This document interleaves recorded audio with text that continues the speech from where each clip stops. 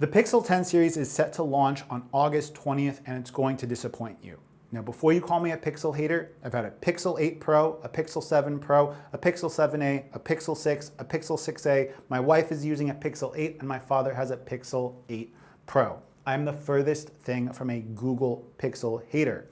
That said, with the amount of expectations we have, it's only natural that what Google is going to deliver is going to be incredibly disappointing.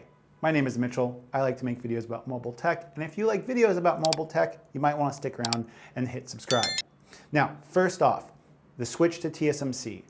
Everyone is assuming that because it's going to be switching from a Samsung fabrication to a fully in-house, designed by Google chip, and then implemented by TSMC, that we are going to have massive improvements to battery life, we're gonna have massive improvements to heat, and while we might have some improvements to overall performance, the core architecture that we have on the Google Tensor Generation 5 chipset is not that different from the overall construction and the overall design of the chipset that we have in the Pixel 9 series with Tensor G4. I don't think that switching to TSMC is going to have this huge cataclysmic effect that everyone is expecting for these devices. We might see an improvement of anywhere between 10 to 15% in overall performance. We might see a bit of an improvement in overall heat management,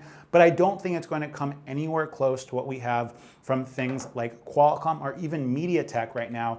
MediaTek recently has been doing awesome with a lot of their chipsets, powering phones from Oppo, Vivo, etc. And it seems like MediaTek has really come a long way. Next up, battery tech. We already know that the Pixel 10 series isn't going to have the newest silicon carbon battery tech that we see in all of the Chinese devices, and thus we're likely going to have around a 5,000 milliamp hour battery. That could translate into a 10 to 15% improvement in overall efficiency, but that's likely going to be paired with a brighter, higher resolution screen, or at least a brighter screen for sure. Brighter screens are going to take a lot of electricity, and thus I don't really think that this is going to be the same kind of improvement that everyone is expecting. Next up, charging. We might see somewhere upwards of 40 watts. It's still going to be USB-C power delivery. And on top of that, a lot of the technology that allows for faster charging in a variety of devices comes from a split battery cell design. Whether it be any of the Chinese OEMs, they've been using split cell design so that they can go ahead and charge two individual battery cells faster than just charging one. Google is likely going to give you a 45 watt until the device gets up to 50% charge, and then it's going to trickle charge the device after that.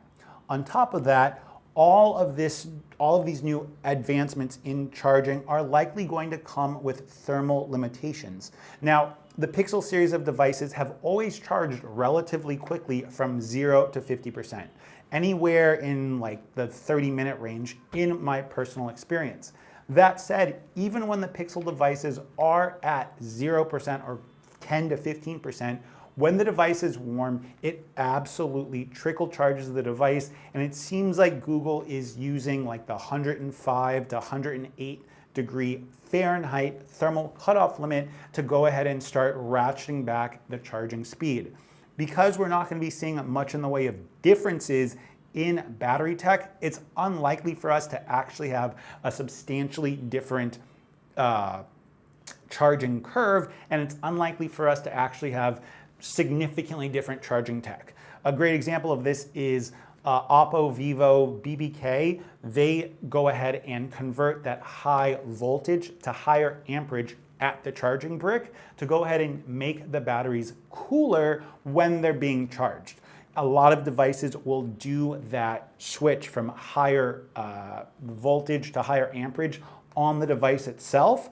That way you can have more easily accessible charging cables and you have like kind of better overall compatibility, but it's unlikely for Google to adopt anything like this in their devices. So all of these devices are still going to be limited by thermals, which is going to be a disappointment. The next one is that the base Pixel 10 seems like it's going to be the premier device to get because it's going to be having 3 cameras, although they might be 3 kind of average cameras at best. It's still going to come in at a better price point, and the Pixel 10 series is still set to have a 120 hertz display. So it really doesn't seem like we're going to be having a huge camera difference. As it is already, we know that we're not going to have much difference in camera hardware from the Pixel 9 to the Pixel 10. And as it is already, there wasn't a big difference in camera hardware from the Pixel 8 to the Pixel 9.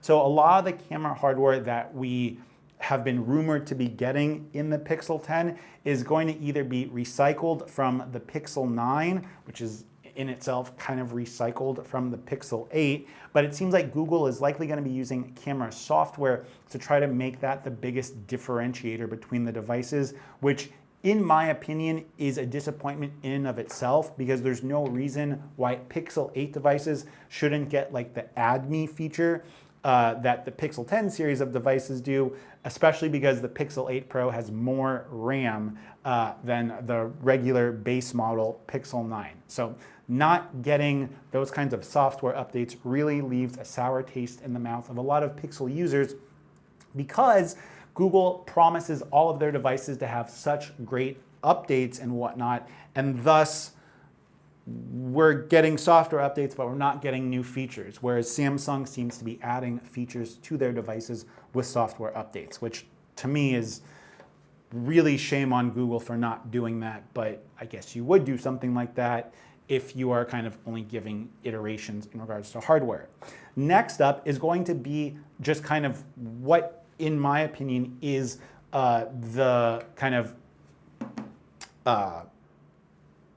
unacceptable price to minimum storage ratio, because we already know that the Pixel 10 Pro non-XL is going to start at 128, or at least that's been what it's rumored at, and the Pixel 10 Pro XL is going to come standard with 256 gigabytes of storage. Back when I got my Pixel 8, I had no issues with 128 gigs, and I regularly back up this device through a hacked version of Google Photos. And if you guys want me to answer questions about that, let me know either in the comment section or on Telegram or on WhatsApp, and I'll have links for all that stuff for you guys. But either way, 128 gigabytes of storage on a device that is rumored to come in at around $1,000 for the regular Pixel 10 Pro is just not that big of a deal, or not that big of an improvement, and very much a disappointment. So overall, I think that we are getting to a point where we're kind of at peak smartphone. I mean, we've kind of been at peak smartphone for the past 2 years or so, more or less, where every kind of advancement is very much iterative, and companies are now trying to use software to be their differentiating factor. And while I think that Google does have some of the best software, the fact that they're not bringing new features to older devices that can still support it feels like it's kind of Google not keeping up their end of the promise on adding more life to these devices, because they're trying to sell you a new device that has just kind of software limitations. So that's kind of the end of this rant. Hit me up on Twitter or Telegram if that's where you guys like to hang out. We have a great community over in my Telegram group. And until next time, it's been Mitchell.